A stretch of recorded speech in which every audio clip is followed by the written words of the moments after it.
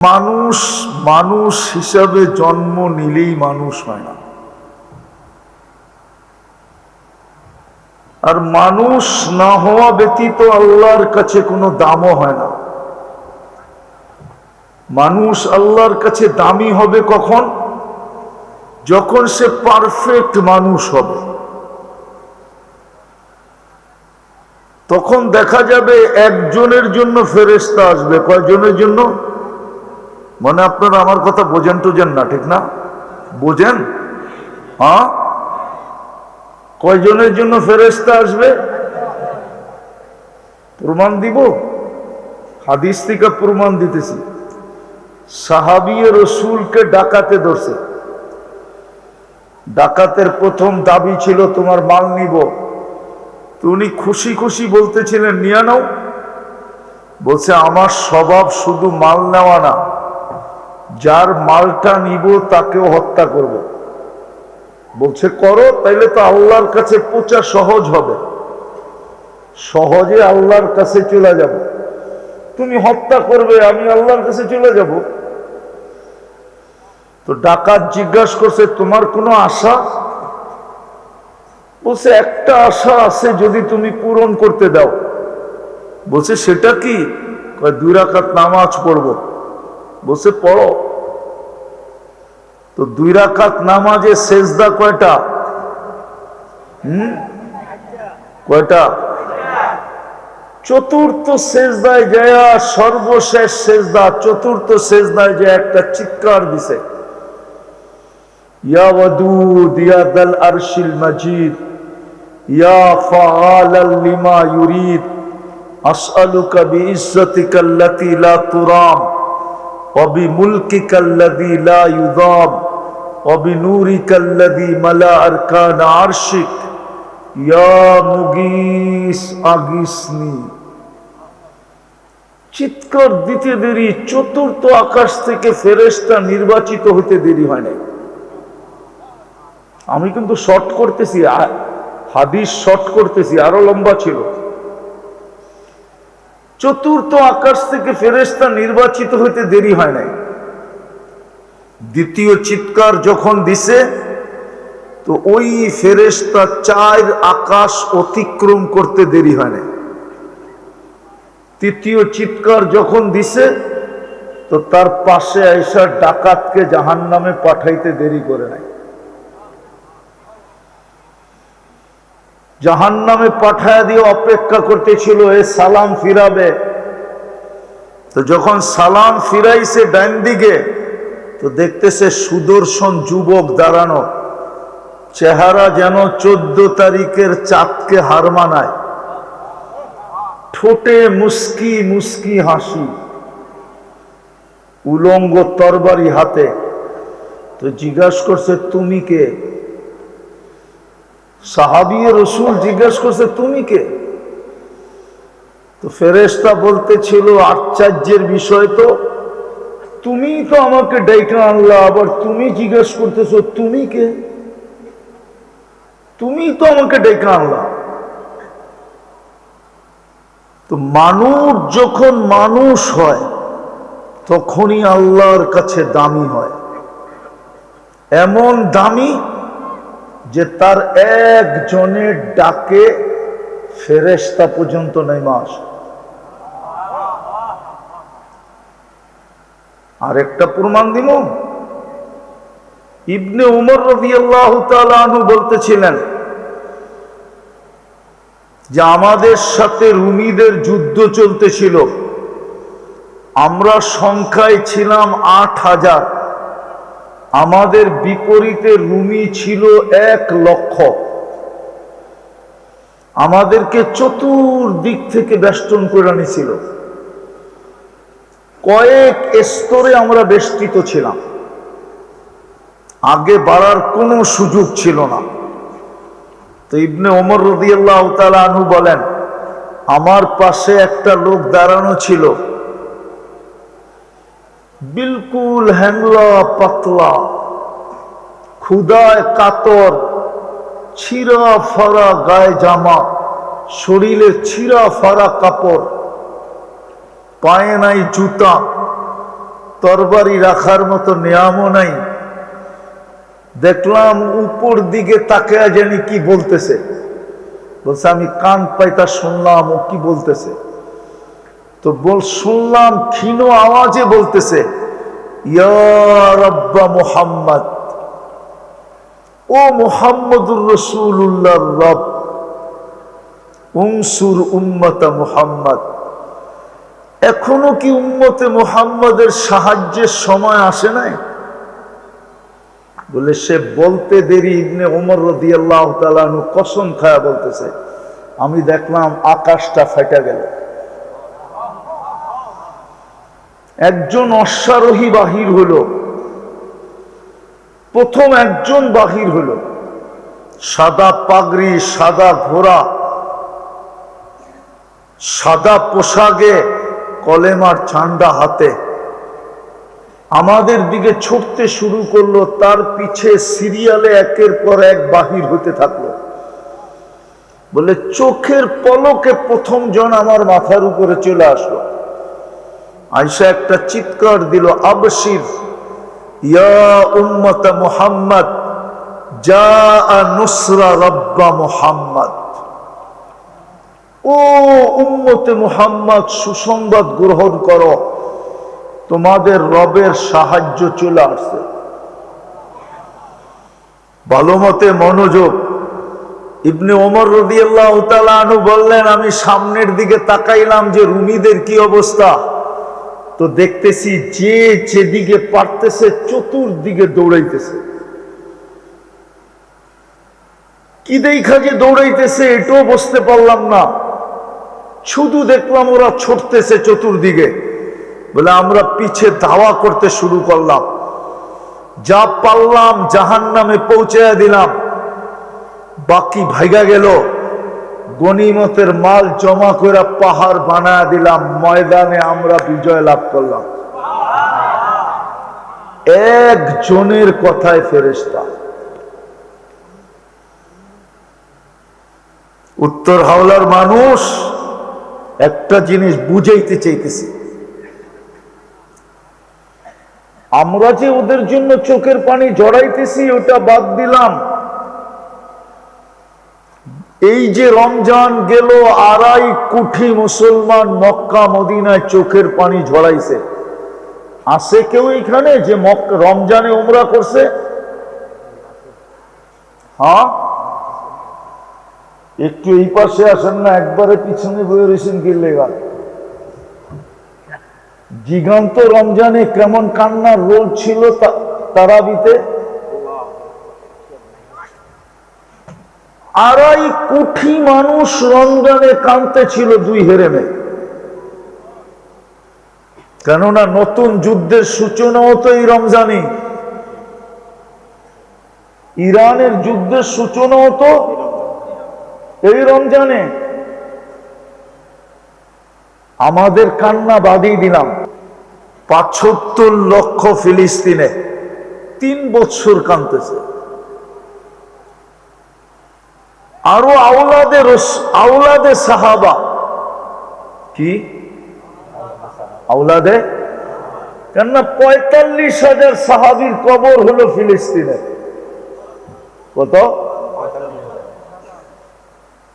45,000 সাহাবার কবর। আমি দেখা বলতেছি, শুনা না।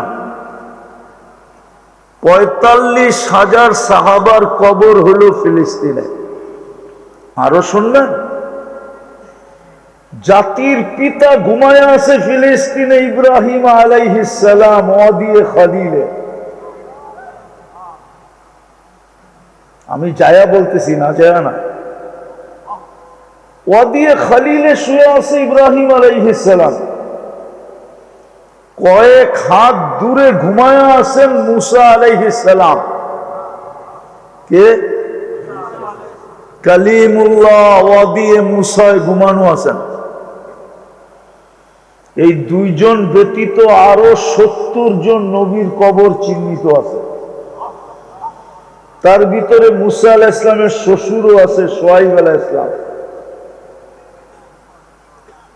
৭৪ জন নবী, 4 জনের কবর চিহ্নিত, ইউসা বিন নুন, শুআইব আলাইহিস সালাম, মুসা আলাইহিস সালাম, ইব্রাহিম আলাইহিস সালাম। ৭৪ জন নবীর কবর চিহ্নিত ফিলিস্তিনে। যেই জমিনকে আল্লাহ বলতেছে বারাকনা ফি, বারাকনা হাওলা। আপনাকে হাওলা ওইখানেও আছে, এটা উত্তর হাওলা না? হ্যাঁ, আপনাকে হাওলা কোরআনে আছে, কোরআনে। চিনে নেই তো না আপনারা কোন জায়গার লোক। আজ পর্যন্ত তো কেউ তাফসীর করতে আইসা বলে নাই যে আপনারা হাওলা কোরআনে আছেন, ঠিক না? বলছে হাওলা কোরআনে আছে, উত্তর নাই, খালি হাওলা আছে। আল্লাহ কোরআনে বলছে বারাকনা হাওলা। কি হুজুররা আবার চেতা গেল নাকি? হ্যাঁ, ওয়াকফ করলে তো হাওলাই হয়, ঠিক না? হ্যাঁ, যে জমিনে আল্লাহ বরকত নাযিল করছেন, ওই জমিনে ৭৫,০০০ লোক ৩ বছর চোখের পানি ঝরাইতেছেন। আর একটা শোনামো, আল্লাহ নবীদের সম্মেলন করছেন 2টা। কয়টা? একটা নিজের জন্য, একটা বন্ধুর জন্য। আবার বললে দুটোটাই বন্ধুর জন্য। দুটোটাই কার জন্য? আর এইদিকে এইদিকে এইদিকে নড়াচড়া না, দুটোটাই কার জন্য? ইদ আখাযাল্লাহু মিসাকান নাবিয়্যিন, একটা করছিলেন আরশের নিচে, ওটাও বন্ধুর জন্য। নবীদের সম্মেলন ছিল আরশের নিচে। আরশের নিচে নবীদের সম্মেলন ছিল। সম্মেলনে বক্তা ছিলেন আল্লাহ। আলোচ্য বিষয় ছিল আমাদের নবীজির শান। না, হুজুররা মানতে রাজি না। নবীজির শান বুঝানো উচিত ছিল। ইদ আখাযাল্লাহু মিসাকান নাবিয়্যিন লামা আতাইতুকুমুল কিতাবা ওয়াল হিকমা। আল্লাহ নিজে বক্তৃতা দিছেন, তারপরে বলছে ইয়াতিকুম রাসূল, তোমাদেরকে আমি নবী বানাইলাম বটে, কিতাব আর হিকমত দিলাম বটে, তারপরে আমার বন্ধু আসবে, রসুল আসবে, রসুল। যদিও রসুল ৩১৩ জন, কিন্তু এই শব্দটা আল্লাহ কাউকে দেন নাই। রসুল শব্দটা কাউকে আল্লাহ ব্যবহারই হইতে দেন নাই।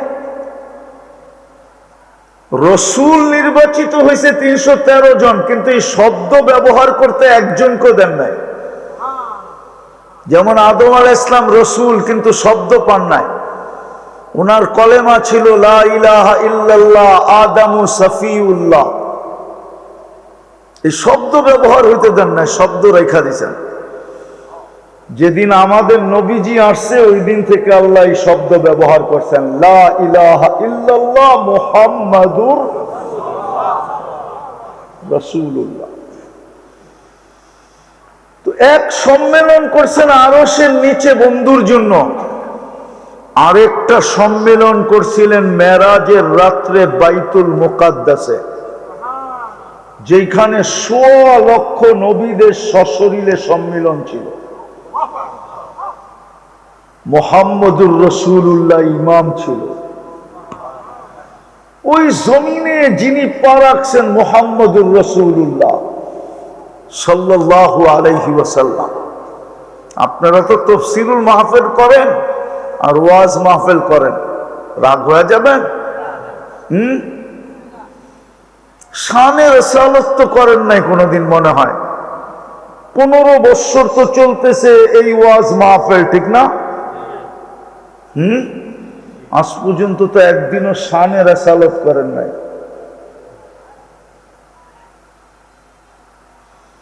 যদি শানে রিসালাতই না করেন, তো আমার যুবকরা রসুল চিনবে কোত্থেকে?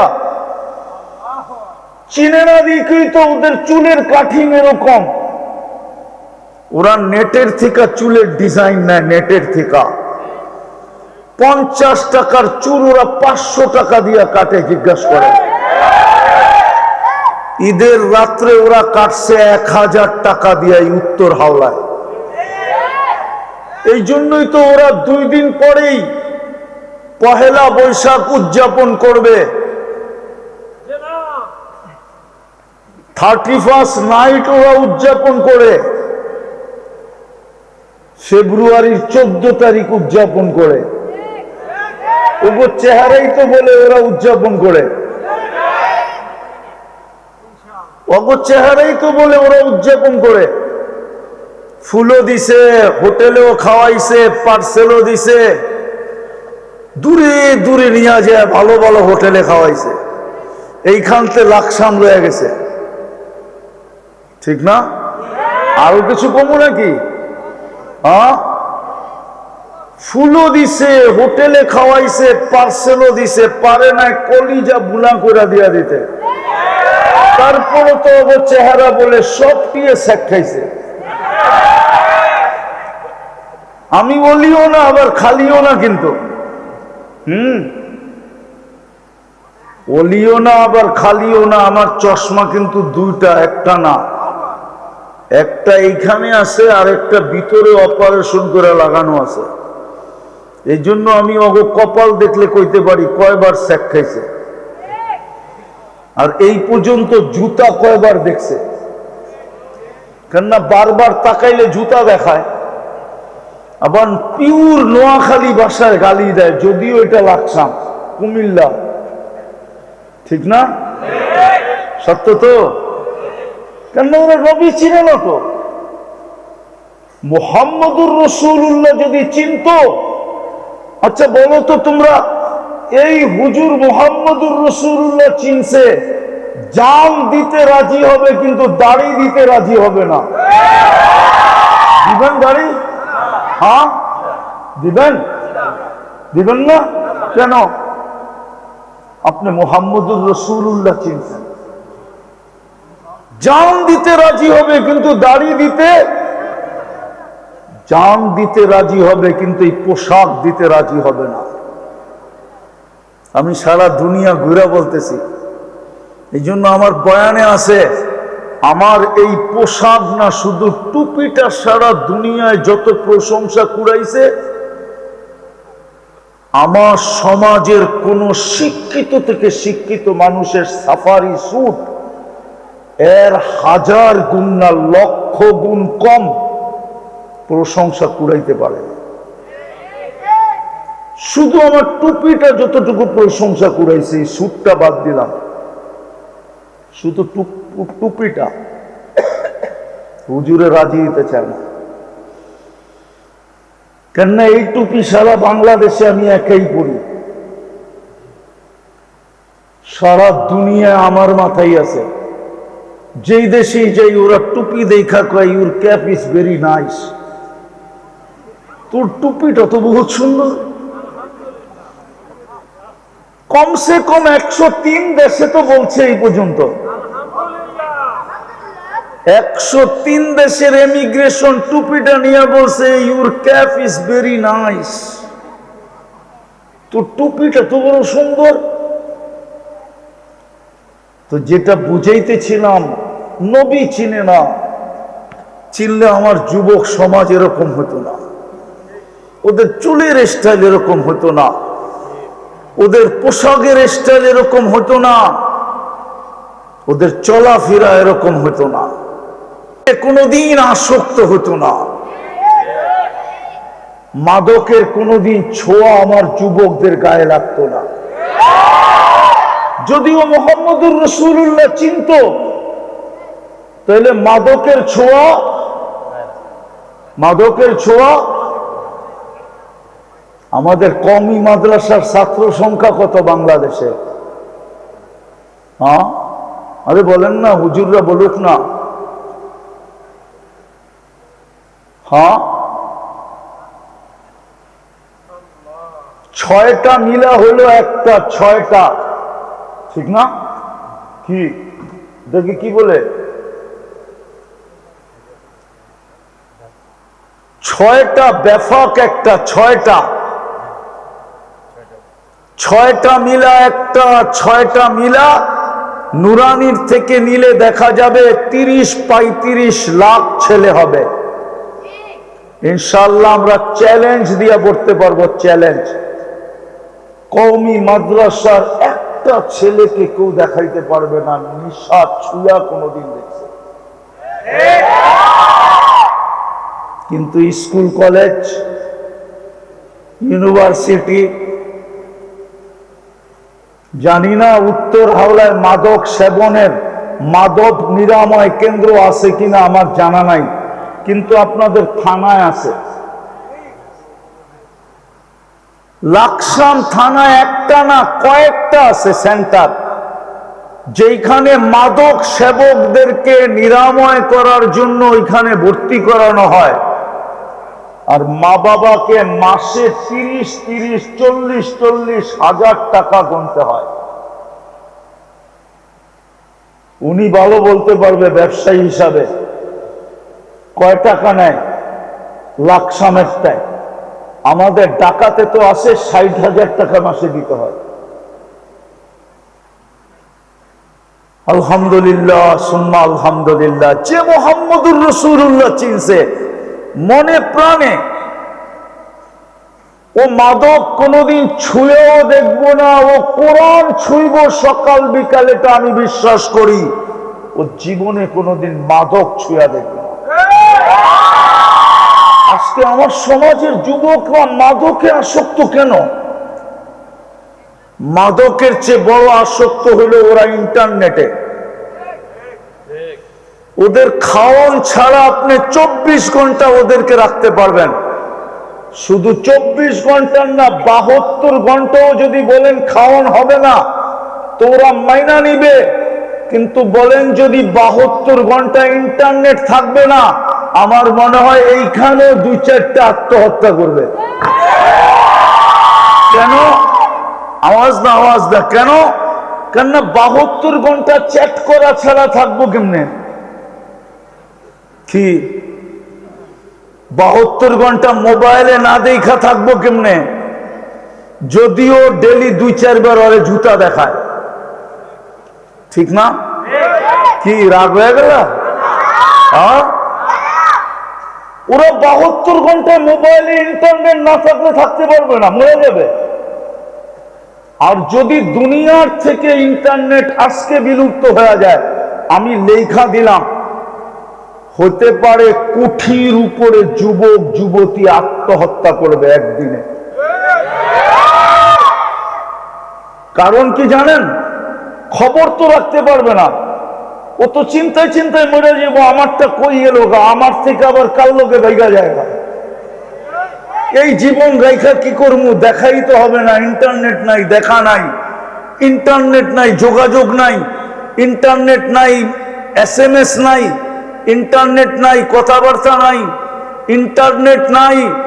ডেলি যে মোবাইলে টাচ করে একটা চুমা দিতাম, ওটাও তো নাই, ঠিক না?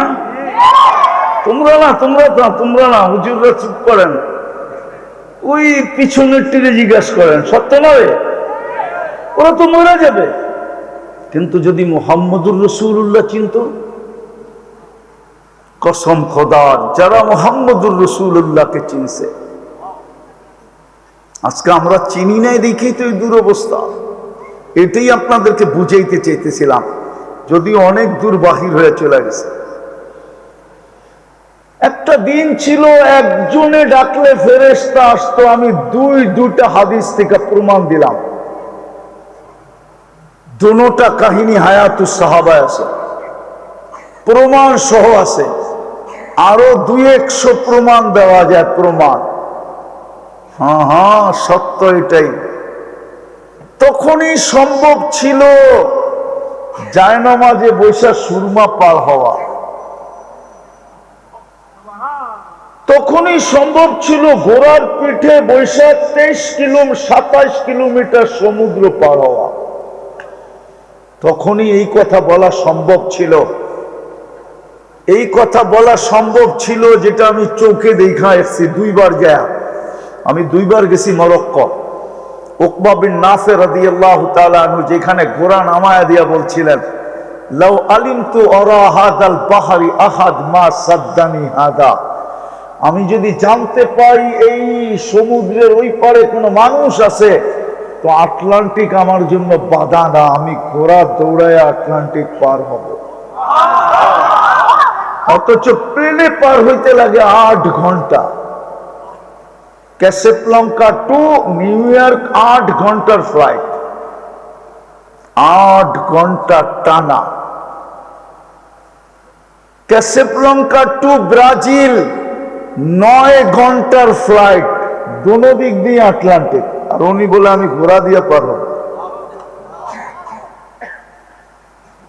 ভালো মতে বোঝেন তো। যেটা বুঝাইতেছিলাম, মানুষ না হইলে আল্লাহ, আল্লাহর কাছে দামও হবে না, আল্লাহ পক্ষেও হবে না, যতক্ষণ পর্যন্ত মানুষ না হবে। মানুষ হিসাবে জন্ম নিলেই মানুষ হয় না। হাওলার মানুষ ভালো মতে বোঝেন। একটু আগে বললাম আপনাদের এলাকার নামটা কোরআনে আছে, যদিও বহুত বড় আল্লাহওয়ালার এলাকা এটা। ছোটবেলার থেকে আমরা যার ভক্ত, দেলোয়ার সাহেব রহমতুল্লাহ আলাই, সেনুয়ার পীর সাহেব, ওনার এলাকা এটা। সেনুয়া তো আপনাদের থেকে বেশি দূরে না, ঠিক না? হ্যাঁ, তো যেটা বুঝাইতেছিলাম আমি, মানুষ হিসাবে জন্ম নিলেই মানুষ হয় না। মানুষ হওয়া ব্যতীত আল্লাহ পক্ষেও হয় না, আল্লাহর সাথে সম্পর্ক হয় না। এটারই প্রমাণ দিতেছিলাম। একজনের জন্য ফেরেশতা, ওইদিকে ৭৫ লাখের জন্য 3 বছর হয়ে গেল চোখের পানি ঝরাইতে ঝরাইতে। রক্তটা বাদই দিলাম, কতগুলা রক্ত ঝরলো এটা বাদ দিয়া দিলাম, শুধু চোখের পানিটা হিসাব করলাম। গত রমজানে 2.5 কোটির উপরে 2 হেরেমে চোখের পানি ঝরাইতে ঝরাইতে আমার এই কথা সত্য হবে যে মক্কা মদিনা অতীতে এত চোখের পানিও দেখে নাই, এত জনসংখ্যাও দেখে নাই। এই রমজানে যে জনসংখ্যা দেখছে, আর এত চোখের পানি মক্কা মদিনা কোনোদিন দেখে নাই। কিন্তু একজনের জন্য ফেরেশতা, কোন ফেরেশতার চিহ্নই তো নাই। কারণটা কি? আমরা তো মানুষ। এই জন্যই আমার কথা শুরুটা ছিল, মানুষ হলেই মানুষ হয় না। ভালো মতে বোঝেন, মানুষ না হইলে আল্লাহর সাথে সম্পর্ক হবে না, আল্লাহ পক্ষে হবে না। আর মানুষ না হইলে আল্লাহর কাছে দামও হবে না। তখন এই কথাটাই সত্য, শব্দটাই সত্য হবে, মুতু ফি আইয়ি আউদিয়াতিন আনতা মুতু। আজকে যেরকম কেউ সুখে নাই, সবার কাছে সুখের উপকরণ আছে। সুখের জন্য আপনি বলবেন টাকা দরকার, যাদের কাছে টাকা আছে ওরাও সুখী না। আপনি বলবেন সুখের জন্য শক্তি দরকার, যাদের কাছে শক্তি আছে ওরাও সুখী না। আপনি বলবেন সুখের জন্য আধিপত্য দরকার, যাদের কাছে আধিপত্য আছে ওরাও সুখী না। আপনি বলবেন সুখের জন্য ক্ষমতা দরকার, ক্ষমতা যাদের কাছে আছে ওরাও সুখী না। আপনি বলবেন সুখের জন্য যৌবন দরকার, আমাদের যুবকরা তো একজনও সুখী না। না ওর জীবন নিয়ে ও সুখী, না ও মা বাবা নিয়ে সুখী। আপনি যুবকদেরকে জিজ্ঞেস করেন, সন্তানদেরকে, যুবক সন্তানদেরকে জিজ্ঞেস করেন, ওরা একজনও মা বাবা নিয়ে সুখী না। কেননা ও চায় মা বাবাকে নাকে ধরে কানে ধরে চালাইতে, আর মা বাবা চায় ওরে কানে ধরে চালাইতে। বিদায় ও মা বাবার সাথে সুখী না। ও বলে মা বাবা আমার কথা শুনবে, আমি কেন শুনবো? কি ভুল বলতেছি? ওরা তো মা বাবা নিয়ে সুখী না, ও যৌবন নিয়েও সুখী না। মাঝে মাঝে ওদের মোটর সাইকেল চালানো দেখলে আমি এই কথায় সিদ্ধান্তে পৌঁছি যে ও আসলে দুনিয়ায় থাকতে চায় না, তাড়াতাড়ি মরে যেতে চায়। আজকে আসার সময় আমি দেখতেছিলাম আপনাদের এখান থেকে একটা পরিবহন যায় নোয়াখালী থেকে ঢাকা, উপকূল পরিবহন মনে হয়, নোয়াখালী কুমিল্লা। আমিও গাড়ি দিয়ে আসতেছিলাম, এক উপকূল বাস দৌড়াইতেছিল এক যুবককে। আমি দৌড়ানোই বলবো, ওর যে মোটর সাইকেল চালানোর স্টাইল, মোটর সাইকেলের উপরে বিলকুল শুয়া পড়া, কেননা বৈশা এত জোরে চালাইলে বাতাস লাগবে, তো মোটর সাইকেলের উপরে শুয়া পড়ে যাতে বুকে বাতাসের বাড়ি না লাগে। ওদের কাছে টেকনিক আছে, হুজুররা বুঝবেন না। তো যেই জোরে চালাইতেছিল আমার মনে হইতেছিল উপকূল ওরে দৌড়াইতেছে। আর আমি ভাবতেছিলাম ও মনে হয় বেশি দিন দুনিয়াতে বাঁচতে চায় না, মনে হয় পিছনে কেউ আরে জুতা দেখায় দিছে, এর লেগে ওই খেপা গেছে, যে এই জীবন রেখা লাভ কি? নাইলে তাজা তাজা কেউ সেক দিছে, লাকসামের দিকের থেকে আসছে, তো বসতেছিলাম হয়তো কেউ সেক দিছে, নাইলে ও বলতেছে জীবন রেখা লাভটা কি? চলো যাতে দুনিয়া ওভারটেক করে তাড়াতাড়ি আখেরাতে চলে যেতে পারি। ওদের মোটর সাইকেল চালানোর স্টাইল দেখলে আমার এটাই মনে হয় যে ওরা সুখী না। কি কও যুবক, রাগ হয়ে গেল? আর পিছে কেউ থাকলে তো কোনো কথাই নেই, ফুল চার্জার, পিছে যদি চার্জার থাকে। আপনারা বুঝবেন না, ওরা বসতেছে চার্জার কারে কয়, ঠিক না রে? হায় হায় হায়, কেন যুবক যৌবন নিয়ে কেন সুখী না? সন্তান মা বাবা নিয়ে কেন সুখী না? মা বাবা সন্তান নিয়ে কেন সুখী না? টাকাওয়ালা টাকা নিয়ে কেন সুখী না? আধিপত্যওয়ালা আধিপত্য নিয়ে কেন সুখী না? আমাকে যুক্তি দিয়া বুঝান, শক্তিওয়ালা শক্তি পাওয়ার পরেও কেন সুখী না? ক্ষমতাধররা ক্ষমতা পাওয়ার পরেও কেন সুখী না? একজনও সুখী না। ওদের চেহারা দেখলে বোঝা যায় ওরা হ্যাপি না। পদালা পদ পাওয়ার পরেও হ্যাপি না, দুঃখী কেন? কেননা সুখী হওয়ার জন্য যেটা দরকার ওটা তো কারো কাছে নাই। যদিও আল্লাহ আমাদেরকে কোলে বসায় দিয়েছিলেন, কোলে, আমি লম্বা করব না, আমার স্বাস্থ্য লম্বা করার অনুমতি দেয় না। আমি এই মাঠে আরো 2 বার আসছি, আমি জানতাম না যে আমি এখানে আসতেছি। আমি যখন ওই ব্রিজ পাড়ে এদিকে টান নিছি গাড়ি, তখন বুঝছি যে আমি তো 2 বার আসছি। যদি ব্রিজের ওই মাথায়ও জানতাম তো আমি গাড়ি ঘুরে চলে যেতাম। হুজুর আবার চেতা যেতেছে, না আমি আবার 2 বার এসে গেছি। সমুদ্রে পানি ডালার কোনো প্রয়োজন হয় না, এটা তো সমুদ্র। সমস্ত বড় বড় আলেমদের ঘাঁটি, যেখানে কেউ যায় না ওইখানে আমরা গেলে কিছু কাজ হবে। ফেনুয়া তো আলেমদের ঘাঁটি, এটার মাটির থেকে এলেমের গ্রাণ আসে। এটার মাটির নিচে যারা শুয়ে আছে সব এলেমের মহাসমুদ্ররা শুয়ে আছে। এইখানে আসা টাইম লস করা, আর কিছু না আমার কাছে এটা। এই জন্য আমি নোয়াখালী কোনো প্রোগ্রাম নেই না, এই কারণেই নেই না যে নোয়াখালী হলো আলেমদের ঘাঁটি, সমুদ্র। ওটার ভিতরে পানি ঢেলা কোনো লাভ হবে না, বেকার সমুদ্রে পানি ডালা। যেইখানে কুয়াও নাই ওইখানে যে কিছু ঢাললে লাভ হবে। এই জন্য আমার প্রোগ্রাম দেখবেন প্রত্যন্ত অঞ্চলে, বহু দূরে দূরে। কারণ আমার থিওরি এটা, আমি 2 বার আসছি, 3য়বার যে এইখানেই আসবো। সত্য কথা, আমি যদি জানতাম না হাইওয়ে থেকে তো গাড়ি ঘুরে যেত, আমি বলতাম আর যাওয়ার দরকার নাই ওখানে। যে যায় না তার দরকার, আমি তো 2 বার গেছি।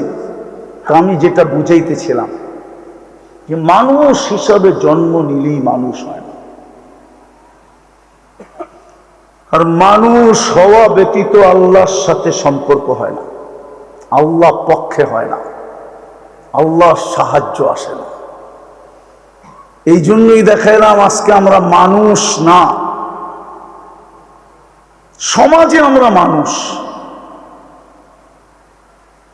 সমাজে আমরা মানুষ, আইডি কার্ডে আমরা মানুষ, আদম শুমারিতে আমরা মানুষ, পাসপোর্ট হিসাবে আমরা মানুষ, আল্লাহর কাছে আমরা মানুষ না।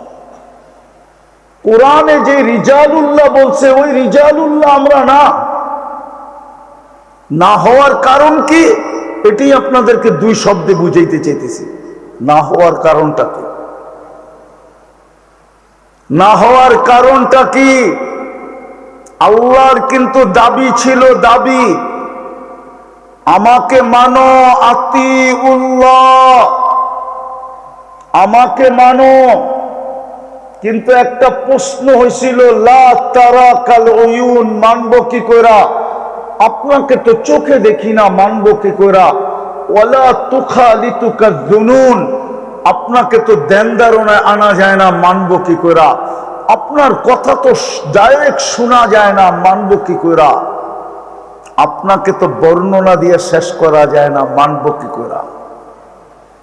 আপনাকে তো বর্ণনা দিয়ে শেষ করা যায় না। আপনি তো শুধু আল্লাহ না, আপনি তো রহমান, আপনি তো রহিম, আপনি তো মালিক, আপনি তো কুদ্দুস, আপনি তো সালাম, আপনি তো মুমিন, আপনি তো মুহাইমিন, আপনি তো আজিজ, আপনি তো জব্বার, আপনি তো মুতাকাব্বিরুল খালিকুল বারিকুল মুসাব্বিরুল গফফারুল কাহ্হারুল ওয়াহাবুর রাজ্জাকুল ফাত্তাহুল আলিমুল কাবিদুল বাসিতুল খাফিদুর রাফিউল মুইজ্জুল মুতিল্লুস সামিউল বাসীরুল হাকামুল আদলুল লতীফুল খবীরুল হালিমুল আযীমুল গফুরুশ শাকুরুল আলিয়্যুল কবীরুল হাফিজুল মুকিতুল হাসিবুল জলিলুল করিমুর রকিবুল মুজিবুল ওয়াসি আল Hakimul Wadudul Majidul বাঈসুশ Shahidul Hochul ওয়াকিলুল কবিয়্যুল মতিনুল ওয়ালিয়্যুল Hamidul মুহসি Al মুবদি Al মুঈদ Al মুহয়ি Al মুমীত الحي والقيوم الواجد الماجد الواحد الأحد الصمد القادر المقتدر المقدم المؤخر الأول والآخر الظاهر والباطن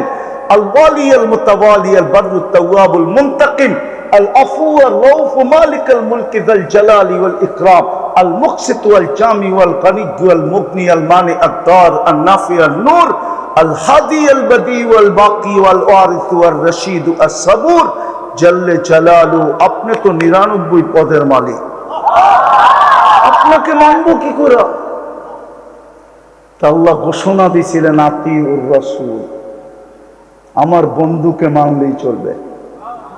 in তুতিউহু তাহতাদু, বন্ধুকে মানলেই হেদায়েতের মালা গলায় পরায় দেবে। মান আতা আর রাসূল ফাকাদ আতা আল্লাহ, বন্ধুকে মানলেই আমার মানা হলো বলে স্বীকৃতি দিয়া দিব। এই জন্য আল্লাহ নিজের এতাআতের কথা কোরআনে এককভাবে একবারও বলেন নাই, শুধু আতিউল্লাহ একবারও বলেন নাই। যেখানে আতিউল্লাহ বলছেন ওইখানে আতিউর রাসূল বলছেন। আর শুধু বন্ধুকে একক মানার ব্যাপারে কোরআনে এককভাবে বলছেন, মান আতা আর রাসূল ফাকাদ আতা আল্লাহ, বন্ধুকে মানলেই আমাকে মানা হয়ে যাবে। তো যেটা বুঝাইতেছিলাম, বোঝেন, মানুষ হিসেবে জন্ম নিলেই মানুষ মানুষ হয় না। আর মানুষ হওয়া ব্যতীত আল্লাহর সাথে সম্পর্ক হয় না, আল্লাহ পক্ষে হয় না। আজকে আল্লাহ আমাদের পক্ষে না। পক্ষে যদি হইতো তাহলে রমজানে তো 2.5 কোটি মুসলমান 2 হেরেমের ভিতরে, মক্কা মদিনা হেরেম, বাইতুল্লাহর ছায়ায় কাঁদতে ছিল, কারো চোখের পানি তো আকাশে উঠল না।